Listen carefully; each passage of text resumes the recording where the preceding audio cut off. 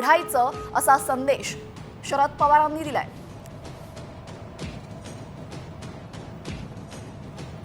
आरोपांचे EVM संदर्भातले आक्षेप आणा आणि तात्काळ व्हीव्हीपॅट तपासणी करा अशी मागणी करण्याच्या सूचना आता शरद पवारांनी दिल्या आहेत।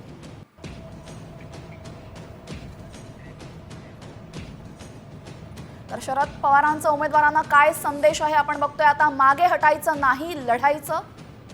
उमेदवारांनी केलेल्या तक्रारी संदर्भात वकिलांची टीम नेमणार।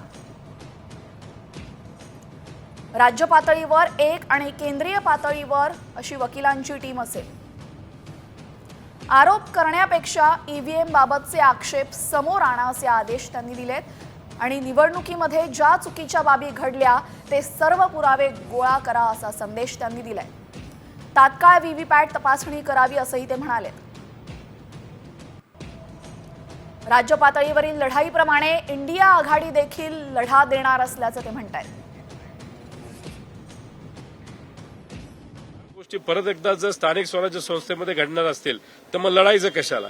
मग एक हाती सत्ता आपण वरपासून खालपर्यंत देऊन टाकू आणि आपण सर्व गुलामगिरी स्वीकारूया आणि गुलामगिरीच्या नात्याने इलेक्शनच नको, तेच श्रेष्ठ आहे असं आपलं लढावं लागेल। पण अहो, हे तर संविधान आहे, लोकशाही आहे। या लोकशाहीमध्ये कुठे ना कुठेतरी स्पष्टता आली पाहिजे। इलेक्शन कमिशनने 4 दिवस द्यावेत आणि कुठली जी मशीन आम्ही सांगू ती मशीन पुढे आणायची, त्याची चिकित्सा आम्ही करणार, डिटेलमध्ये आम्ही जाणार आणि तोपर्यंत जाणार जोपर्यंत आम्हाला स्पष्टता मिळत नाही। या ईव्हीएम बद्दल शंका आहे किंवा त्यांच्या मनामध्ये त्याच्याबद्दल साशंकता आहे, तरी भारतीय जनता पक्ष असेल किंवा निवडणूक आयोग असेल यांचा अट्टहासच काय की नाही आम्हाला ईव्हीएम वरच घ्यायचं आहे। कमळाचं फुल आहे, आपण गुलाबाचं फुल देत नाही, आपण त्या ठिकाणी सूर्यफूल देत नाही, आपण दुसरं कुठलं गोबीचं फुल देत नाही, पण आपण त्या ठिकाणी तुतारी आहे तर तिकडे आपण ट्रम्पेट देतो।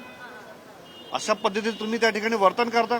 तुम्ही त्या ठिकाणी फ्री अँड फेअर इलेक्शन घ्या, सगळ्यांच्या डोक्यामध्ये कुठलीही शंका नसले पाहिजे, चांगले निवडणुका झाल्या पाहिजे अशी आमची मागणी आहे। नाशिक मधल्या काही जागांवर 138 पुढे काय वाढवले ते वाढवले, 15 पुढे काय वाढवले ते वाढवले, म्हणजे एक पॅटर्न फिक्स केलाय आणि त्या पॅटर्ननुसार मतदान झालेलं आहे।